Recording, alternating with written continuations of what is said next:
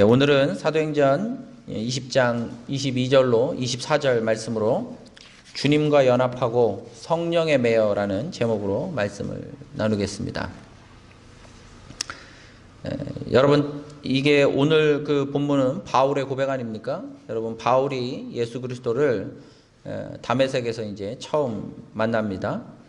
여러분, 바울의 다메섹 사건은 우리가 늘 기억하고 회상하고 붙들어야 할 성경의 어떤 장면입니다. 바울은 예수님이 죽어서 끝난 줄 알았습니다.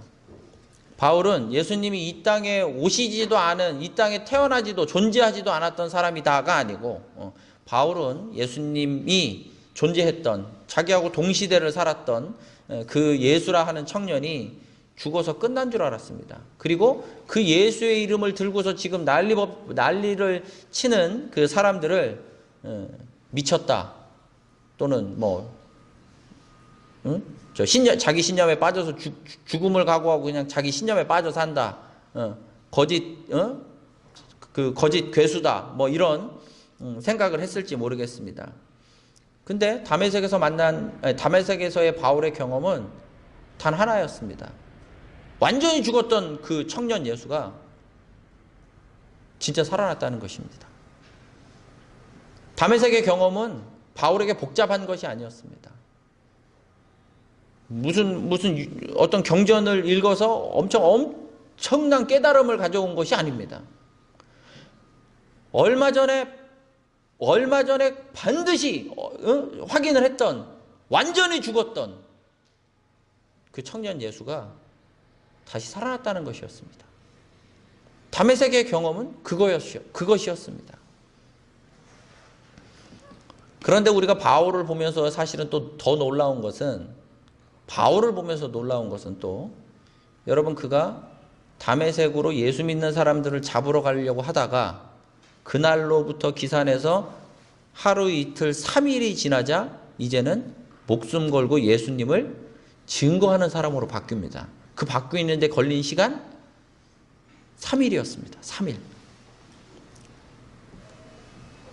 예수님을 잡으러 갔던 사람, 아무리 그냥 이게 아무 생각도 없이 그냥 엉성하게 있던 사람이 아니라 치밀한 계획을 가지고, 그리고 힘을 가지고, 능력을 가지고 예수 믿는 사람들을 잡으러 갔던 바울이 아이야 그 모든 에너지를 예수님을 증거하는데 자기의 목숨마저도 사용할 바울이 되는데 걸린 시간 3일이었습니다. 다메섹에서 무슨 일이 있었는지를 지금 말씀드리는 겁니다. 단 3일이었습니다. 단 3일. 하루면 아마 가능했을지 모르겠는데 바울이 평생 처음으로 눈이 멀어봤어요. 3일 동안 눈이 멀어 있어서 나가지를 못했어. 그래서 3일 동안을 갇혀 있었어. 하루면 됐을지도 모르겠어요. 근데 하나님이 그를 3일을 눈을 멀게 하시는 바람에 3일을 그냥 식음을 전폐하고 그 방 안에 누워만 있어야 했어요. 그런데 눈에서 비늘이 벗겨지면서 눈이 떠지는 그때부터 그는 목숨을 걸고 예수님 믿는 사람 잡으러 다녔던 그 바울이 아이야 목숨 바쳐 예수님을 증거하는 바울로 바뀌었다는 사실입니다. 단 3일 만에. 다메섹에서의 바울의 경험은 단순하고 명백한 것이었습니다. 우리는 예수님을 믿은 지 3일? 3년? 13년? 30년도 넘은 분이 있습니다. 저도 30년 넘었습니다. 젊은 저도 30년이 넘었어요. 바울은 3일이면 됐습니다. 여러분, 지금 우리는 저와 여러분에게, 나 자신과 여러분에게 죄책감을 불러일으키는 것이 아닙니다. 왜 그렇게 사시냐고 뭐라고 하는 게 아니에요. 왜 그렇게 사냐고, 내 모양은 왜 이 모양이냐고 나를 자책하는 것이 아닙니다. 우리는 지금 우리를 보면 안 되고요. 바울이 다메섹에서 보고 경험했던 그 단순하고 명백한 사실을 우리가 모르는 바가 아닌데, 왜 우리에겐 그 단순하고 명백함이 왜 단순하고 명백하지 않은지 우리가 돌아봐야 될 건, 지금 여러분의 지난주 어떻게 사셨습니까? 지난주 나는 어떻게 살았나? 지금 죄책감을 막 불러일으켜서 다음 주부터 좀 제대로 좀 살아보시라고 지금 제가 무슨 율법 교사처럼 밀어붙이는 게 아닙니다. 지금 우리는 바울의 그 경험이 매일 바울만 하지, 바울의 그 경험이 우리에게도 동일한 그 예수님으로 우리에게 오시는데 왜 우리는 3일이면 충분한 그 얘기를 30년이 지나도록 이러고 있느냐는 것이죠. 여러분, 우리가 복음을 제대로 붙들어야 할 줄 믿습니다. 복음을 제대로 붙들면, 글쎄요, 이렇게 수치적으로 이렇게 표현하는 걸 제가 별로 좋아하진 않지만, 굳이 이해를 돕기 위해서 복음을 제대로 붙잡으면 3일이면 충분하다는 것입니다. 다메섹으로 출발할 때 바울에게는 뭐가 확실했죠? 다메섹으로 출발할 때 바울에게는 예수의 죽음이 너무도 확실했습니다. 그는 존재하지 않았던 것도 아니고, 아예 존재하지 않았으면 존재하지도 않았으면 그 존재부터 증명을 해야 될 텐데 그럴 필요도 없었어. 예수님이 이 땅에 계셨어요. 존재를 증명할 필요가 없어. 또 뭐도 증명할 필요 없어요. 더 이상. 그는 죽었다니까요. 예수님 죽었어요. 바울이 다메섹으로 갈 때는요, 왜 다메섹으로 가서 그 사람들을 죽이고 잡아 가두려고 했습니까? 예수가 죽었기 때문에 그랬습니다. 근데 다메섹으로 갈 때는 예수님이 분명히 죽었는데 그 다메섹 길목에서 분명히 죽었던 그 예수의 죽음보다 더 확실하게 예수님께서 다시 사신 줄 믿습니다. 여러분, 바울이 다메섹에서 했던 그 붙잡았던 것은 너무도 단순하고 명백했어요. 그리고 그 3일이 바울의 모든 것을 바꾸어 버렸습니다. 우리가 30년을 예수 믿었습니까? 13년 믿으셨습니까? 3년을 믿으셨습니까? 3개월밖에 안 됐습니까? 3일은 넘었죠? 여러분, 우리가 단순하고 명백하게 붙잡아야 할, 반드시 그 포커스를 딱 맞춰야 할 그 다메섹에서의 바울의 그 확증이 우리에게도 오늘 다시 한번 확증으로 여러분에게 일어나시기를 주님의 이름으로 축원합니다. 그럼에도 불구하고 여러분, 인간적으로 자꾸 이제 눈이 돌아가면 한 번 더 생각해 보면 바울이 어떻게 예수님의 부활을 그래요. 눈으로 봤으니, 귀로 들었으니, 정말로 붙잡았으니 그것은 아멘입니다. 그것은 확실해요. 근데 그가 3일 만에 복음 전도자로 바뀌었다는 것은 조금 더 생각해 봐야 합니다. 여러분, 예수 그리스도를 믿어서 확실하게 믿었다. 그러면 3일 만에 여러분 저기 아프리카 가서 선교할 수 있겠습니까? 그게 잘 안 되거든요. 그래서 우리 침례교, 예를 들어서 침례교를 예를 들자면 뭘 해야 되죠? 저기 침례교 침례 신학교 들어가면 왼쪽으로 이렇게 그 길이 있는데 왼쪽으로 쑥 들어가면요, 거기 그 세계 선교 훈련원이 있어요. 거기 등록하면 단기 선교, 장기 선교 선교사 훈련을 받을 수 있습니다. 그럼 거기서 한 1년, 2년 이렇게 코스가 있는데 그걸 훈련 받고 그리고 이제 선교사로 떠납니다. 바울은요. 바울이 3일 만에 뭘 안다고? 아니, 예수님의 부활을 봤어. 너무 단순하고 명백해. 전부를 봐버리긴 한 거야. 그러나 증언을 하려면, 그거를 선교를 하고 전도를 하려면 저한테 와가지고 이제 이거 전도지 가지고 좀 배우기도 하고 부활책자 가지고 좀 배우기도 하고 이래 해야 되는데 그러지 않았어요. 바울은 아나니아한테 배웠다고요? 아니, 그 3일 동안 뭘 배웠겠냐고. 눈도 지금 멀었는데 뭘 배웠겠냐고요. 이게 지금 다른 사람들의 어떤 시선, 아니 저거 예수님 믿는 사람 잡으러 왔는데 예수님을 증거하네? 이런 오해 사는 건 이제 또 좀 나중 문제고, 뭘 안다고 증언을 하냐 이거예요. 뭘 안다고 바울이.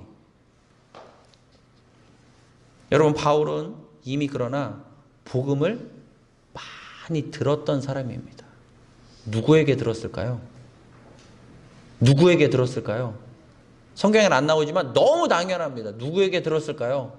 자기가 잡아가둔 사람들한테 들었죠. 자기가 잡아서 가두고 목을 친 그 사람들에게 복음을 들었겠죠. 그 사람들이 바울에게 뭐라고 하고 죽었겠습니까? 예수 그리스도가 누구인지 알려주고 죽었을 겁니다. 대표적으로 스데반 집사님. 사도 바울이 스데반 집사님을 죽일 때 자기가 증인이라고 사인했던 바로 그 바울이 그 스데반 집사님 죽을 때 스데반 집사님의 모든 설교를 다 들었습니다. 스데반 집사님 뿐이었겠습니까? 바울의 손에 의해서 정말로 수많은 사람들이 잡혔고 수많은 사람들이 사형장의 이슬로 사라졌을지 모르는데 그 사람들이 바울에게 뭘 전했겠습니까? 복음을 증거했겠죠. 바울은 이미 들은 풍월은 막 화났어요. 뭐가 확증이 안 돼요? 예수님이 죽었다는 사실이 확증을 했는데 예수님이 다시 살아났다는 게 확증이 안 되는 거야. 근데 예수님이 다시 사신 물증이 딱 주어지자 그는 이미 복음으로 꽉 차 있거든. 이미 복음으로 다 들어왔거든. 그 똑똑한 사람이 아 하면 어를 알죠. 3일이면 충분했습니다. 스데반 집사님의 이야기를 들어볼까요? 우리 7장 55절로 56절입니다. 사도행전 시작. 스데반이 성령 충만하여 하늘을 우러러 주목하여 하나님의 영광과 및 예수께서 하나님 우편에 서신 것을 보고 말하되 보라 하늘이 열리고 인자가 하나님 우편에 서신 것을 보노라 한대. 스데반 집사님 죽을 때 뭘 봤습니까? 다시 사신 예수님을 봤거든요. 스데반 집사님이. 바울은 못 봤지. 예수님 다시 사셨다는 거야. 그런데 그분이 어디에 있다는 게 중요해요. 지금 하나님 보좌 우편에 앉아 있다는 게 중요해요. 하나님과 동등된 보좌 우편에 앉아 있다는 걸 누가 봤어요? 스데반 집사님이 봤어. 바울은 못 봤지. 바울은 못 봤어요. 근데 들었어. 스데반 집사님이 그때 당시에는 그랬겠지. 저 헛소리 하는 걸 들었어. 예수님이 죽은 예수가 다시 살아서 심지어는 하나님의 보좌 우편에 하나님과 동등한 보좌에 앉아 있대요. 바울은 못 봤어. 근데 그 헛소리를 들었어. 근데 다메섹 도상에서 그 예수 그리스도가 바울에게 나타나셔서 그것을 보여주셨어요. 그러니 바울은 이미 복음으로 완전히 이제 머리는 세팅이 돼 있는데 물론 부정적인 반응을 일으켰지만 다메섹 도상에서의 그 단 한 번의 증거가 바울을 완전히 바꿔버리잖아요. 그리고 이미 들었던 복음이 완전한 네거티브에서 그 부정적인 반응에서 완전한 파지티브로 완전한 긍정적인 반응으로 완전한 실제하는 반응으로 그의 모든 것이 다시 한번 세팅이 돼서 휙 뒤돌려서 예수 믿는 사람을 죽이던 자가 죽기를 각오 예수님을 증언하는 사람으로. 여러분 이 단순하고 명백한 삶의 변화가 바울을 통해서 왜 하나님이 바울이라고 하는 사람을 통해서 우리에게 보여주셨겠습니까? 그 변화는 그토록 단순하고 명백한 것이기 때문입니다. 우린 너무 복잡하죠. 신앙이 너무 복잡해요. 내가 되나 안 되나 지켜보고 뭐 이것 때문에 안 되고 근데 이것도 포기해야 되는데 이거는 조금 더 발전하게 했다가 또 퇴보했다가 주저앉았다가 다시 일어났다가 물론 그게 삶이고 그게 신앙생활일지 모르지만 우리의 삶은 왜 사도 바울을 통해서 우리에게 이렇게 신약을 우리에게 정말로 또 전해 주었겠습니까? 사도 바울처럼 단순하고 명백한 것입니다. 분명히 하나님의 증거를 붙잡으면 우리의 삶이 단순하고 명백해지는 것입니다. 그랬더니 바울 자신이 이게 사도행전 9장에서 그 다메섹의 역사가 사도행전 9장에서 우리가 볼 수 있는데요. 바로 그 9장에 바울이 바로 자기가 지금까지 스데반 집사님 이하의 그 순교자들에게 들었던 그 복음을 바울 자신이 선포합니다. 자, 9장 20절입니다. 사도행전 9장 20절. 그가 변했습니다. 그리고 눈에 비늘이 벗겨졌어요. 9장 20절 시작. 즉시로 각 회당에서 예수가 하나님의 아들이심을 전파하니. 예수님이 다시 사셨다. 아멘입니다. 그 증거를 가지고 바울이 선포한 게 뭐라고요? 그 예수님이 하나님의 아들이시다. 그걸 어떻게 알았다고요? 이미 다 알았다니까요. 이미 다 알았어요, 바울은. 근데 예수님이 하나님의 아들일 수가 없었어요. 절대로 없었어요. 왜요? 그는 죽었으니까요. 하나님의 아들이 어떻게 죽습니까? 하나님의 아들은 하나님인데 어떻게 죽죠? 죽었거든. 그 하나님의 아들이 아니야. 근데 예수님이 하나님의 아들이라는 소리는 엄청 많이 들었어. 하나님의 아들일 수가 없어, 근데. 그런데 자꾸 아들이라고 사람들을 꼬드기는 그 이상한 12명을 중심으로 뭉쳐 다니는 애들이 있어. 막 전 세계적으로 퍼지네? 내가 이걸 사명감 가지고 막아야 되겠어. 그래가지고 죽기를 각오하고 예수님 믿는 애들 잡아가지고 죽이고 다메섹까지 쫓아가려고 하네. 다메섹에 사람 많이 모여있다고. 이 바울의 단순하고 명백한 변화의 삶이 너무도 단순하고 명백한 하나님의 증거를 통해 그가 완전히 바뀌는데 이미 머릿속에 꽉 찬 예수 그리스도가 하나님의 아들이시요 하나님의 본체이시다. 창조주가 이 땅에 오셨다. 정말로 오셨다. 가셨다. 여러분 이 증거가 바울에게 확증이 됐던 것처럼 오늘 이 시간 우리에게 바울하고 동일하게 확증하시는 귀한 시간 되시기를 주님의 이름으로 축원합니다. 우리가 해야 할 일이 명확해집니다. 우리가 해야 할 첫 번째는 뭐죠? 바울처럼 하나님의 증거를 붙들고 복음이 분명해지는 사실입니다. 복음이 분명해져야 한다는 것입니다. 그게 첫 번째예요. 예수님이 하나님이세요. 이 땅에 하나님이 오셨다 가셨어요. 천하의 창조주 하나님이 살아계시다는 거예요. 이 땅의 세상에 아무리 어떤 법칙이 다가와도 이 땅을 만드신 분이 있다는 거예요. 그걸 우리가 개념으로 믿는 것이 아니라 실제로 오셨다 가셨기 때문에 하나님의 증거로 믿는다는 것입니다. 내가 내 주인이 아니라는 거죠. 내가 나를 만드신 분이 계시다는 겁니다. 내가 본 적이 없는 동안에 나를 만드셨지만 그 만드신 분이 이 땅에 오셔서 하나님의 증거를 놓고 가셨으니 나를 만드신 분이 계십니다. 우리의 가정을 만드신 분이 계시고 내가 내 새끼라고 내 소유라고 내 것 중에서 가장 귀한 거라고 여기는 내 자식도 그거 네 거 아니고 내가 너에게 선물로 준 거랍니다. 여러분 그 하나님이 살아계신 줄 믿습니다. 그것이 첫 번째예요. 두 번째는 뭘까요? 그 단순하고 명백한 것을 우리는 증언하는 것입니다. 단순하고 명백한 걸 증언하는 거예요. 사람들 꼬드겨가지고 요렇게는 꼬드겨가지고 교회 오면 네 인생 풀린다고 꼬드겨가지고 우리가 사람을 전도하는 것이 아니라 우리가 복음을 전할 땐 뭘 전하는 겁니까? 이 복음. 너의 인생에 주인이 계시다는 것. 이 땅에 오셨던 이 땅에서 분명히 살아계셨던 이 땅에 그 여인의 몸을 통해 온 바로 그 예수님이 하나님이시라는 사실, 그래서 그분이 너의 주인이라는 사실, 지금 네 인생을 네가 책임지지 않아도 된다는 그 은혜, 너의 인생을 책임져 주신다는 그 놀라운 하나님의 섭리와 은혜, 그것을 우리는 단순하고 명백하게 선포하는 그 두 가지 할 일이 있는 겁니다. 예수를 주로 믿고 예수가 주님이시라는 사실을 전파하는 것, 단순하고 명백한 그 두 가지 사실이 우리가 해야 할 일이라는 것입니다. 그러면요, 그렇게 되면 여러분, 우리의 복음을 우리가 확증하고 우리의 전하는 내 입술의 실력을 통해서 혹은 내가 삶을 거룩하게 해서 내 삶의 어떤 능력을 통해서 문지육의 어떤 것을 통해서 하나님이 문지육의 어떠함이 저 사람을 변화시킬 것 같습니까? 천천만만의 말씀입니다. 우리 고린도전서 12장 3절입니다. 시작. 그러므로 내가 너희에게 알리노니 하나님의 영으로 말하는 자는 누구든지 예수를 저주할 자라 하지 아니하고 또 성령으로 아니하고는 누구든지 예수를 주시라 할 수 없느니라. 여러분, 예수님이 주님이십니까? 예수님이 주님이십니까? 그거를 내 입술의 고백으로 한다고 해서 내가 하는 고백이 아니에요.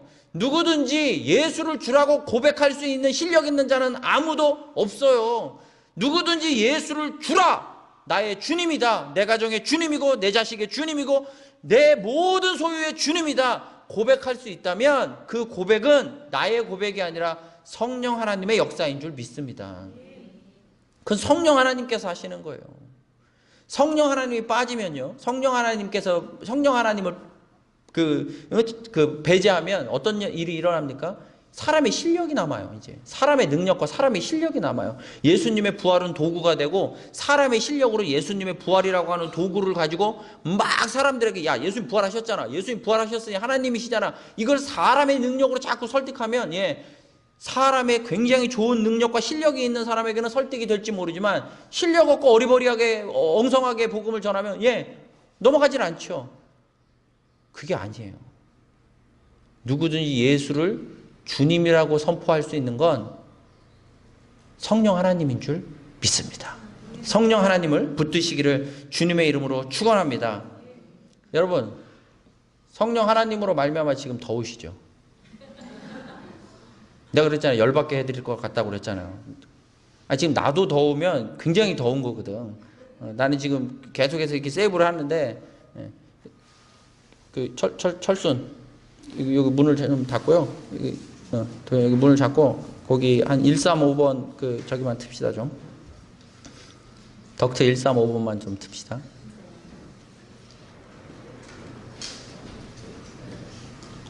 그 믿음이 없는 자들이에요. 내가 열을 받게 한다고 했을 때 딱 그렇구나. 그러면 에어컨을 써야 되겠구나. 이렇게 했어야 되는데.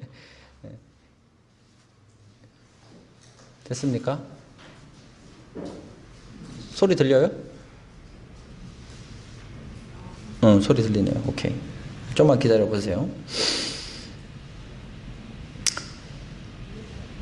사람을 변화하는 힘은, 사람을 변화시키는 능력은 사람의 실력에 있질 않습니다.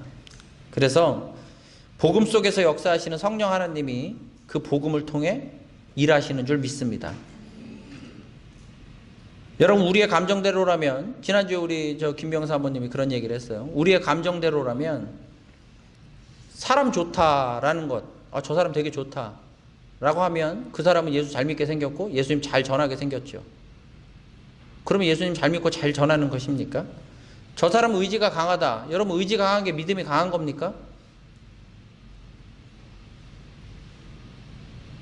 의지가 강하면 오히려 믿음 잘 안 믿더라고.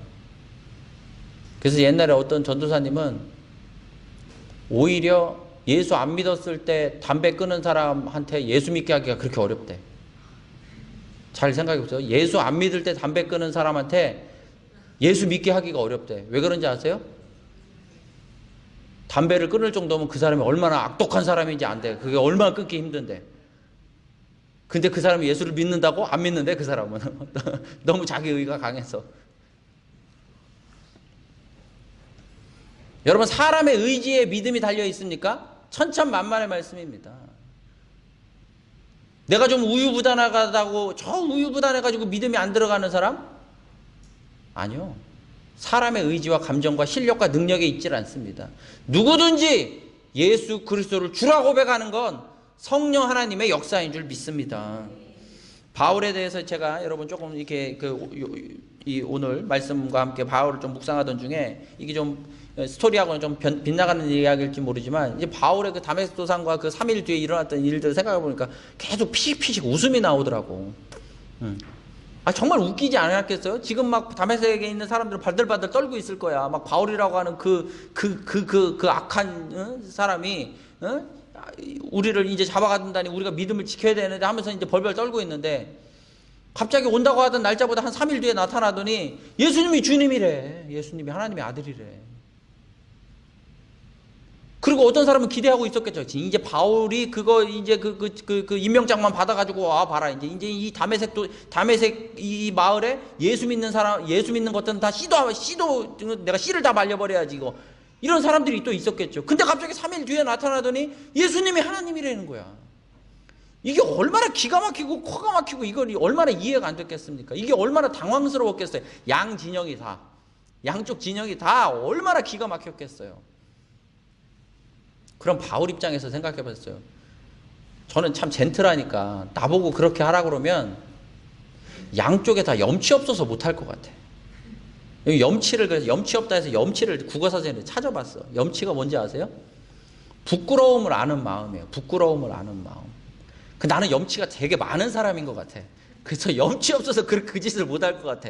이쪽 사람들이 엄청나게 나를 기대하고 있는데 와가지고 갑자기 예수님이 주님이시라고 하고 내가 지금까지 이 사람 막 때리고 가두고 막 잡아가지고 막 이렇게 고문하고 그랬는데 갑자기 여기 와가지고 예수님 주님 맞다고. 이걸 염치 없어서 못할 것 같아 나는. 여러분, 바울의 염치에 대해서 어떻게 생각하십니까? 그 생각이 문득 바울의 다메섹에서의 그 활동을 이렇게 생각하고 성경 말씀을 이게 사도행전 지금을 보니까 9장 이하를 쭉 보면서 제가 그런 피식피식 좀 웃음이 나오더라고요. 여러분, 염치는 누구 앞에서 지키는 겁니까? 사람 앞에서 지키는 겁니다. 사람 앞에서 부끄러운 마음을 알아야죠. 염치 없으면 안 되죠. 사람 앞에서 부끄러운 마음이 있어야 합니다. 창조주 앞에서 염치랄 게 어디 있습니까? 바울은 지금 창조주 앞에 서 있습니다. 염치가 어디 있습니까? 염치가. 내가 지금까지 살아온 세월 우리 어르신들한테 교회 교자도 모르고 한 번도 복음 안 들어본 분들한테 복음 전하면 그래요. 에휴, 내가 이제 와서 무슨 그 염치를 생각해. 여러분, 염치는 사람 앞에서 염치예요. 바울은 말 그대로 지금 그리스도인 입장에서 보면 이단 괴수로 살았어요. 바울은. 근데 3일 만에 갑자기 염치 없는 사람이 됐는데, 여러분, 사람 앞에서 염치는 지켜야 되지만 지금 바울은 누구 앞에 서 있습니까? 창조주 앞에 서 있습니다. 염치가 어디 있습니까? 염치가 지금. 또 염치 지키려고 그리스도의 보혈을 거부해도 될 만큼 대단한 사람이 이 땅에 없다는 사실입니다. 예수님이 이 땅에 흘린 보혈이 여러분 한 사람 앞에 한 바켓스가 필요하다고 그러면 악질 무슨 살인 괴수는 예수 그리스도의 보혈이 한 10바켓스나 필요합니까? 그럼 무슨 성인 군자는 그냥 예수님의 보혈 한 컵이면 충분합니까? 악질 괴수든 성인 군자든 그 누구든 예수 그리스도의 보혈은 우리 모두를 덮고도 남음이 있는 줄 믿습니다. 보혈이 필요 없는 사람이 있습니까? 이 중에 그리스도의 보혈이 누구는 많이 필요하고 누구는 적게 필요한 사람이 있습니까? 왜 창조주 앞에 염치가 있어야 합니까? 창조주 앞에 염치를 따질 수 있는 사람은 아무도 없어요. 이 말은 은혜입니다. 여러분의 과거의 삶이 어떻든 간에 바울의 삶도 그리스도의 보혈이 덮었습니다. 3일 전에 예수 믿는 사람을 잡아가두고 죽이고 스데반을 돌로 쳐 죽였던 그 바울도 그리스도의 보혈로 덮여서 그가 창조주 앞에 지킬 염치가 없어져서 염치 없는 사람이 돼도 충분했어요. 여러분의 과거가 어떻습니까? 어떻게 살아오셨습니까? 무슨 일을 하고 살아오셨습니까? 왜 창조주 앞에 염치를 지키려고 하죠? 우리는 창조주 앞에 서 있는 것입니다. 왜 부활의 예수님, 부활의 동산을 이토록 얘기합니까? 그 부활이 뭘 증거합니까? 우리가 창조주 앞에 서 있음을 증거하는 줄 믿으시기를 바랍니다. 덮지 않아도 될 영혼이 없고 그리스도의 보혈이 덮지 못할 영혼이 없고 그리스도의 보혈이 커버하지 못할 가정은 단 한 가정도 없다는 것을 믿으십시오. 바울처럼 세상 끝에 갔더라도 여러분 바울이 다메섹을 넘어서 예수 믿는 사람 잡으러 갈 때는 스데반 집사님을 돌로 쳐 죽이는데 증인으로 서 있을 때에는 예수님 입장에서 보면 어디에 서 있는 겁니까? 저 세상 끝에 서 있는 거예요. 그리스도의 입장에서 보면 악질주에서 이단 괴수 중에 그런 사람이 없어요. 바울 같은 사람이 없어요. 저 세상 끝에 서 있어요. 근데 신기하죠? 그 세상 끝에 이미 그리스도의 보혈이 지금 기다리고 있잖아요. 그 다메섹에, 그 세상 끝이라고 봐야 할 그 다메섹에 그리스도께서 보혈을 들고 이미 바울을 그 보혈로 덮으시기 위해 기다리고 계시잖아요. 여러분 예수 그리스도의 부활을 잡으십시오. 그리고 십자가의 사랑을 잡으십시오. 그리고 그 주님의 장막으로 들어오시기를 주님의 이름으로 축원합니다. 여러분 바울의 삶을 한마디로 한 단어로 좀 정리를 하자면 우리는 전도자 바울, 무슨 교회 개척자 바울, 순교자 바울 뭐 이렇게 말할 수 있습니다. 그러나 저는 그리스도와 연합한 바울이라고 말하고 싶습니다. 다메섹에서 복음의 실체와 마주한 그 바울은 그 복음의 주인이신 예수 그리스도와 온전히 연합합니다. 그 연합을 바울 스스로가 뭐라고 말하느냐? 로마서 6장 5절입니다. 시작. 만일 우리가 그의 죽으심과 같은 모양으로 연합한 자가 되었으면 또한 그의 부활과 같은 모양으로 연합한 자도 되리라. 심지어는 그의 죽음에도 연합을 했고 그래서 나는 죽었고 그래서 끝이 아니고 그리스도가 다메섹으로 갈 때 이미 죽었던 그리스도가 이미 죽었던 예수가 다메섹에 가는 동안에 다시 사신 그리스도 예수로 바뀌었듯 이미 죽었던 그 예수와 연합하여 나는 죽었고 그보다 더 확실하게 다시 사신 예수 그리스도와 나는 다시 살았다. 그래서 나는 그리스도와 연합했다. 이것이 바울의 삶이었습니다. 갈라디아서 2장 20절 우리가 너무 잘 아는 외우는 말씀인데요. 갈라디아서 2장 20절 시작. 내가 그리스도와 함께 십자가에 못 박혔나니 그런즉 이제는 내가 사는 것이 아니요 오직 내 안에 그리스도께서 사시는 것이라. 이제 내가 육체 가운데 사는 것은 나를 사랑하사 나를 위하여 자기 자신을 버리신 하나님의 아들을 믿는 믿음 안에서 사는 것이라. 이전에 나는 죽었다는 거예요. 예수님 십자가에 죽으실 때 나는 내 생명도 이미 예수님 죽을 때 죽었다는 거예요. 그게 로마서 6장 5절이잖아요. 그러나 내가 죽어 끝난 것이 아니고 예수님 다시 사시고 내 안에 하나님의 아들로 확증된 그 삶으로 그 연합한 삶으로 내가 살아간다. 갈라디아서 2장 20절은 내가 그리스도와 연합했다. 내가 예수 그리스도와 온전히 연합했다라는 증거를 정말로 부활을 통해서 확증적으로 보여준다는 것이죠. 여러분 바울은 정말 초인간적인 삶을 살았죠. 그렇죠? 초인간적인 삶을 살았습니다. 초자를 붙이면 다 바울의 삶이 연결. 초현실적인 삶을 살았어요. 현실적으로 살면 그렇게 못 살아. 초현실적인 삶. 또 이런 단어가 있는지 모르겠지만 초합리적인 삶을 살았어요. 합리성과 효율성을 따지면 바울처럼 살면 안 돼요. 그러나 초합리적으로 살았어요. 근데 그 바울의 삶을 뭘로밖에 설명이 안 됩니까? 바울이 능력이 대단하다. 이야, 끝내주는 대단한 사람? 인류 역사상 단 한 명만 밖에 안 나올 대단한 사람? 아니라니까요. 그리스도와의 연합, 죽고 다시 사신 예수 그리스도 창조주와의 연합, 그 연합이 바울의 모든 초현실적이고 초합리적이고 초인간적인 모든 삶을 설명해냅니다. 그렇다면 우리도 우리의 삶 가운데 눈에 보이는 상황을 넘는 초상황적인 현실적인 삶을 살 수 있는 권능이 어디서 나옵니까? 바울이 붙잡았던 그 복음이 우리 안에 온전히 확증이 될 때, 온전히 확증된 그 복음이 나와 온전히 연합하신 그리스도께서, 그 주님께서 나를 밀고 나가실 때 우리는 지금의 상황의 매몰이 아니라 초상황적인, 초현실적인 삶을 살게 될 줄 믿습니다. 바울은 내가 이런 삶을 살아야지 하고서 자기 삶을 의미부여하지 않았어요. 내가 이제부터 이렇게 한번 살아봐야지. 목숨을 걸고 예수님을 증거하고 사람들에게 내 모습을 보여주어서 예수님을 정말로 믿게 해야지 하는 의미부여로 살질 않았어요. 그렇게 의미부여해가지고 살 수 있는 삶이 아니라니까요. 그럼 초현실적, 초인간적이 아니게? 대단한 사람이게 그냥? 그는 초인간적으로 살았잖아요. 그래서 그거는 바울의 실력이 아니에요. 그래서 고린도전서 12장 3절에 이렇게 말합니다. 아까도 읽었죠? 한 번 더 읽겠습니다. 시작. 그러므로 내가 너희에게 알리노니 하나님의 영으로 말하는 자는 누구든지 예수를 저주할 자라 하지 아니하고 또 성령으로 아니하고는 누구든지 예수를 주시라 할 수 없느니라. 여러분, 이건 입술의 고백이 아니라 그의 삶이 예수님을 주님으로 믿고 살았잖아요. 그걸 누가? 성령 하나님이 밀어붙이셨다는 거예요. 성령 하나님께서 바울을 그렇게 살게 하셨다는 거예요. 이미 살아 역사하시는 예수 그리스도가, 그 예수 그리스도가 승천하시면서 내가 너희에게 동일한 성령 하나님을 너희에게 보혜사로 보내주는데, 그 성령 하나님께서 예수 그리스도를 주로 고백하게 하고 진짜 예수 그리스도를 주님으로 살게 하더라는 거예요. 바울을. 그건 바울의 능력이 아니에요. 그게 바울의 능력이 아닌 게 여러분 은혜이기를 바랍니다. 그게 바울의 능력이면요, 여긴 다 그럼 바울보다 못 살아서 그럼 뭐 다 이렇게 살아야 되게? 아니요. 그것은 바울의 능력이 아닌 게 은혜이기도 하거니와 바울의 능력이 아닌 것이 우리에게 정말 놀라운 도전이 되어야 합니다. 바울의 능력 핑계하면 그 사람은 능력이 있으니까요. 우리는 능력 없게 뭐 하나님 만드셨는 걸 하나님 탓하십니까?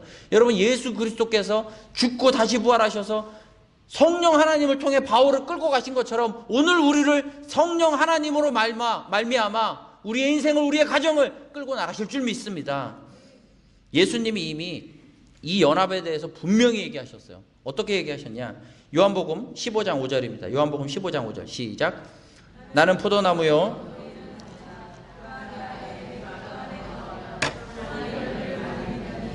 나를 떠나서는 너희가 아무것도 할 수 없음이라. 나는 포도나무요 너희는 가지니. 이것도 뭐예요? 말도 안 되는 얘기죠. 이게 무슨 말입니까? 이게 무슨 말인지 아세요? 이거를 좀 국어적으로 표현하면 나는 문지육이요 너는 파리니, 이런 말이에요. 이게 뭔 말입니까?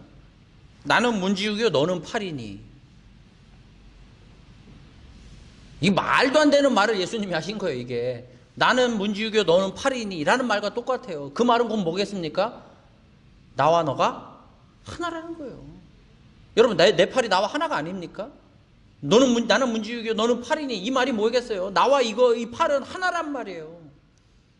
그런데 예수님이 죽으시고 부활하셨을 때 우리 요한복음 2장 22절에 뭐라고 합니까? 제자들이 예수님이 죽고 다시 살아나신 후에 예수님의 하신 모든 말씀을 믿었더라, 성경과 예수의 모든 말씀을 믿었더라, 요한복음 15장 5절을 다시 한번 리마인드 하면서 아마 기절 초풍했을 거예요. 예수 그리스도께서 뭐라고 하신 거라고요?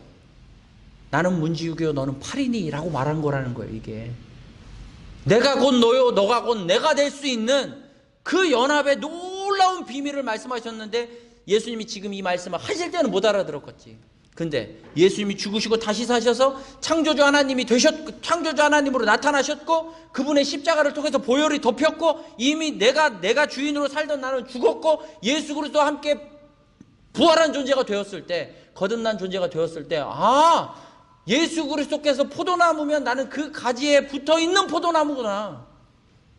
여러분, 이 놀라운 연합이 우리에게도 성령 하나님을 통해 이 연합의 비밀이, 연합의 이 신비가, 여러분, 신비한 건 막 진짜 무슨 기적 같은 신기한 일이 일어나는 게 아니에요. 막 무슨 뭐 바구니에 빵을 5개 넣었는데 5명 나눠줬는데 갑자기 50개 생기는 게 기적이 아니고, 내 인생 가운데 주인이 있다는 것, 그리고 그 주인이 있다는 게 내가 의미 부여해서 주님이 있는 게 아니라 실제 그 주님이 내 안에 온전히 살아 역사하셔서 성령 하나님으로 말미암아 내 인생을 내가 책임지지 않아도 충분히 책임져 주시는 주님을 영접하고 사는 것, 그것이 신비고 그것이 기적이고, 그 기적이 우리에게 일어날 줄 믿습니다. 바울은 이 포도나무의 비유를 예수님이 하실 땐 직접 못 들었겠죠. 그렇죠? 포도나무 비유를 직접 못 들었을 거예요. 근데 예수님이 아이야 다메섹 도상에서 이 포도나무 비유를 아이야 설명을 해줬어요. 그냥 직접적으로 다이렉트로 얘기를 해줬다고. 그게 무슨 말이냐? 우리 다메섹 도상으로 가보겠습니다. 사도행전 9장 4절 5절입니다.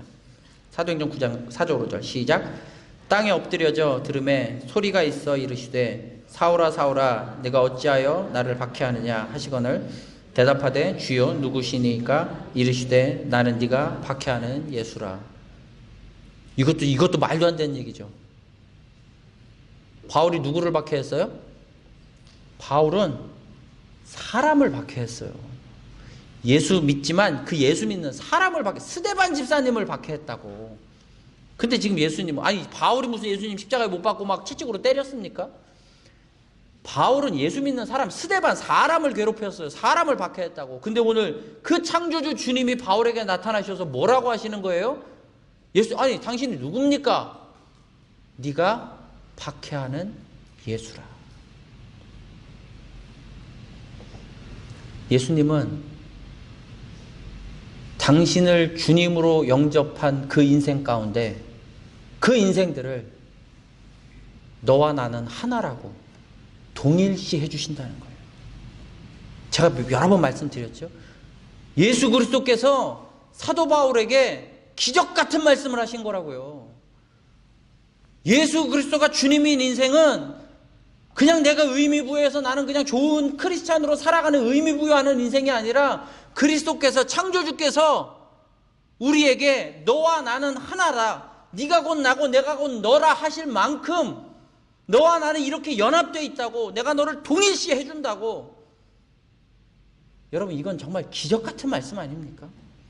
창조주가 살아계시다면, 하나님이 정말로 살아계시다면 이건 정말 너무 기적 같은 말씀 아닙니까? 바울은 스데반 집사를 박해했는데 그 스데반 집사님을 예수 그리스도는 곧 나다 동일시해 주신다는 거예요. 그럼 이제 바울은 스데반 집사님에 대해서 한 번 더 묵상할 때 어떤 믿음이 생겼겠습니까? 스데반 집사는 꼴통이라 가지고 돌에 쳐맞는 동안에도 예수님 그러다가 죽은 사람이 아니고, 비참하게 죽은 인생이 아니고, 세상의 기준으로 보면 돌 맞아 비참하게 죽은 인생일지라도, 그러나 영원한 관점에서 보면 그것이 비참한 인생, 패배한 인생이 아니고 영혼의 소망을 두고 순교의 자리에서도 기꺼이 승리한 삶이었구나. 그런데 그 승리한 삶의 원천, 힘은 어디서 나왔다? 스데반 집사의 실력이 아니라 예수 그리스도가 내가 너와 하나라고 하는 동일시하는 그 은혜가 스데반 집사님한테 있었구나. 돌에 맞는 동안에도 예수님이 내가 너와 하나다, 내가 너와 함께 있다, 내가 너 안에 있고 네가 내 안에 있다, 이 동일시의 권능과 은혜가 스데반 집사님한테 있었구나. 그리고 바울의 인생이 왜 스데반 집사님 이상으로 살았습니까? 바울의 인생도 예수 그리스도 주인께서 바울과 함께 내가 너를 동일시한다, 그것이 은혜고 그것이 권능이고, 여러분, 예수 그리스도 창조주가 우리와 함께 하시는 그 동일시, 그냥 함께 하시는 정도가 아니라 동일시 하시는 그 권능이 여러분 지금 어떤 골리앗이 앞에 있습니까? 그 어떤 힘든 것이 앞에 있습니까? 제가 힘든 게 없어서 지금 이러고 있는 겁니까? 제 앞에 골리앗 같은 상황이 없어서 여러분에게 지금 이렇게 침투겨가며 함께 말씀을 나누는 겁니까? 여러분 앞에 뭐가 있습니까 도대체? 우리 앞에 뭐가 있나요 지금? 내 뒤통수에 자국 깨면 일어나서 이 뒤통수를 괴롭히는 그 어떤 고난과 그 어떤 환난과 그 어떤 두려움이 있습니까? 그 어떤 염려와 근심이 나를 괴롭힙니까? 여러분 직장에서 그 어떤 게 문제입니까? 여러분 가정 가운데 그 어떤 무엇이 미래의 두려움입니까? 창조주께서 내가 너와 하나라는데 그 동일시의 은혜가, 그리고 그 동일시는 그리스도께서 이 땅에 오셔서 완전히 자신의 모든 걸 쏟아부으심으로 보혈로 덮으시는 모든 것을 증명하셨는데 우리 앞에 뭐가 있습니까? 왜 그 보혈이 그것을 덮지 못합니까? 왜 창조주가 함께 하신다는 그 동일시의 권능이 그것을 부수고 나가지는 못하겠습니까? 그 어떤 염려가 그 동일시의 은혜보다 큽니까? 그 어떤 두려움이, 그 어떤 환난이, 그 어떤 막막함이, 그 어떤 답답함이, 그 어떤 짜증스러움이 동일시의 은혜가 그것을 이기게 하지 못할 만큼 큰 것입니까? 창조주가 우리를 동일시 하시는데. 여러분 오늘의 말씀을 의미 부여하지 마세요. 그래 내가 저거를 한번 믿어보겠어가 아니라 부활의 동산을 잊지 마세요.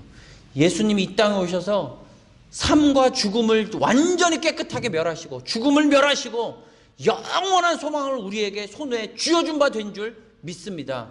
그러기에 창조주께서 우리에게 내가 너를 동일시한다는 은혜는 내가 의미 부여해서 동일시 되는 게 아니고 그 동일시가 내 삶을 끌고 나가는 성령 하나님의 권능이고 파워가 되는 줄을 믿습니다.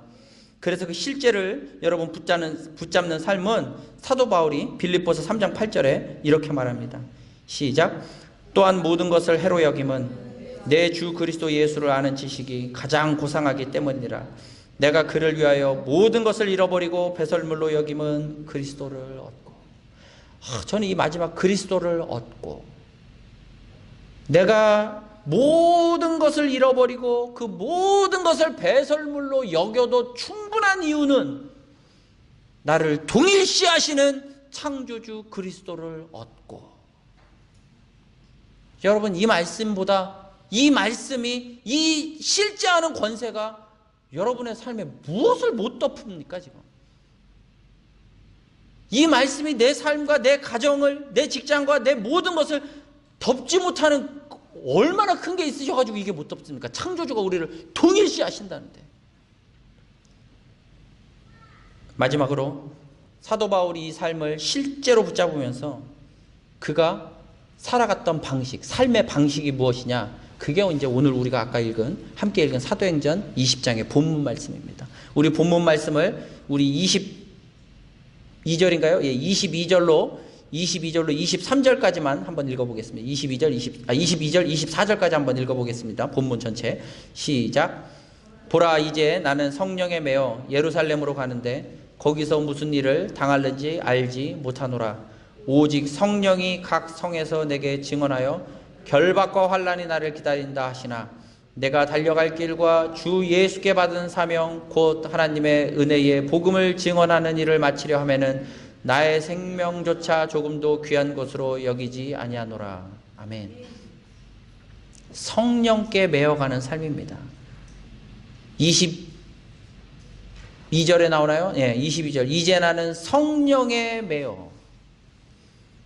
여러분 우리 안에 주님이 전능하신 하나님 창조주의 본체가 우리에게 확증적으로 다가오실 때, 확증적으로 우리의 마음에 견고하게 뿌리 박힐 때 우리는 성령 하나님께 매어가는 인생인 줄 믿습니다. 동일시되는 인생. 그래서 성령 하나님께서, 그 동일하신 성령 하나님께서 우리를 성령 하나님께 딱 붙들어 매시고 끌고 가는 인생인 줄 믿습니다. 염려하지 마십시오. 근심하지 마십시오. 거기에 근심과 염려하지 말라는 목사의 말에 위로받지 마세요. 그거에 의미 부여하지 마세요. 창조주 하나님, 부활하신 예수 그리스도, 사망 권세조차 멸하신, 우리 눈앞에 있던 그 어떤 것보다도 사망 권세까지도 멸하신 창조주께서 우리를 동일시 하신답니다. 내가 곧 너고 너가 곧 나고 내가 너 안에 너가 내 안에 있다 하십니다. 동행하십니다.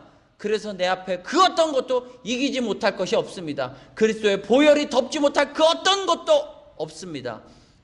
부활의 예수님이 그 모든 것을 증명하고 가셨습니다. 보여주고 가셨습니다. 여러분, 주님께서 나와 연합하고 동일시하실 만큼 나와 함께 하시는 줄 믿으시기 바랍니다. 우리가 성령에 매여 여기까지 왔다면 이제 또 저기까지 성령에 매여서 갈 겁니다. 아멘? 성령에 매여 여기까지 왔으니 성령에 매여 또 저기까지 갈 겁니다. 여러분, 그 믿음의 고백이 우리 또 특히 다음 주 맥주 감사 주일에 여기까지 성령께서 인도하셨다면 또 어디만큼 그 저기까지 성령 하나님께 매여가는 인생 되는 영원한 소망을 두는 그런 기대를 가지고 준비하시고 마음으로 기도하시며 또 다음 주 맥주 감사제를 준비하시기를 주님의 이름으로 축원합니다. 찬양하겠습니다.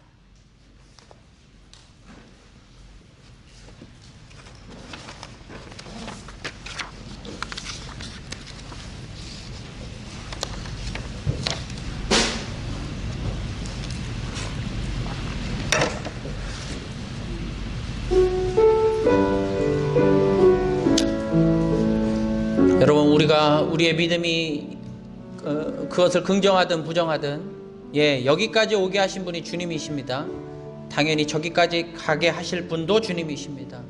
그러나 우리의 삶은 지금보다 훨씬 더 단순 명백하게 우리 앞에 그 어떤 골리앗도 무너뜨리며 갈 수 있습니다. 창조주가 우리와 동일시하십니다. 성령께 매여가는 삶, 사도 바울처럼 성령께 매여가는 삶. 내가 예루살렘에 가는데 성령께 매여가는데 무슨 일이 일어날지 모른다. 여러분의 인생, 우리의 인생은 내일 무슨 일이 일어날지 몰라요. 그래서 여러분 뭐 이것저것 준비하고 사십니까? 여러분, 그 복잡한 인생이 아니라 단순하고 명백한 삶, 성령께 매여 주의 사랑에 매여 정말로 예수 그리스도와 동행하는, 동일시해 주시는 창조주와 함께하는 그런 인생 되시기를 바랍니다. 우리 그런 믿음으로 오늘 찬양하겠습니다. 오직 주의 사랑에 매여, 오직 주의 사랑에 매여 내 영 기뻐 노래합니다. 이 소망의 언덕 기쁨의 땅에서 주께 사랑드립니다. 오직 주의 임재 안에 갇혀, 주의 임재 안에 갇혀 내 영 기뻐 찬양합니다. 찬양합니다. 이 소명의 언덕 거룩의 땅에서 주께 경배함 드립니다. 주께서 주신 모든 은혜, 주신 모든 은혜 나는 말할 수 없네. 내 영혼 즐거이 주 따르렵니다. 여러분, 여기까지 오게 하신 우리 주께서 주신 모든 은혜, 주께서 주신 모든 은혜 나는 말할, 우리 또 저기까지 가게 하실 성령님의 은혜, 내 영혼 즐거이 주만 따라갑니다. 오 아멘.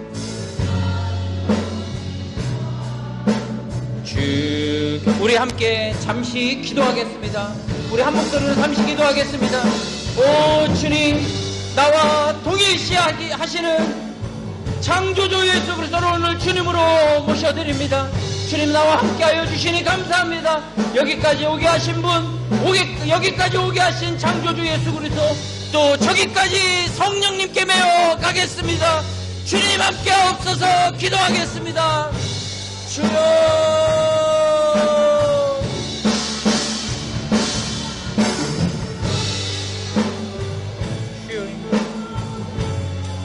주여,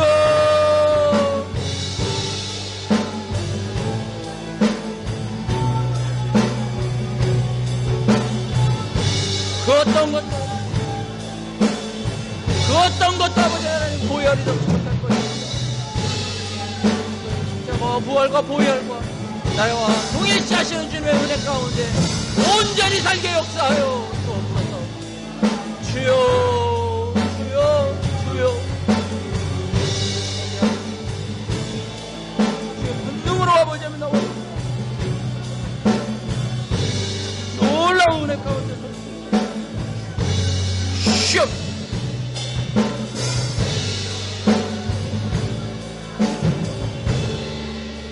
거룩하신 주님 감사합니다. 오늘도 우리의 예배에 정말 성령 하나님으로 아버지 하나님 예배를 받아주시고 우리와 하나님 교통하여 주시니 감사합니다. 오늘 이 말씀 앞에 정직하게 서서 단순하고 명백하게 예수 그리스도의 십자가와 부활과 보혈의 권능과 동일시 하시는 은혜가 아버지 하나님 우리에게 온전히 실제가 되도록 역사하여 주옵소서.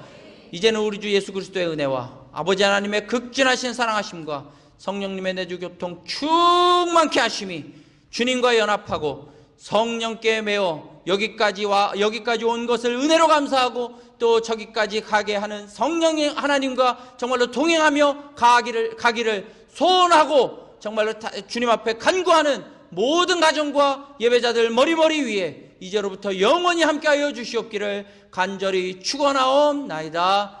아멘.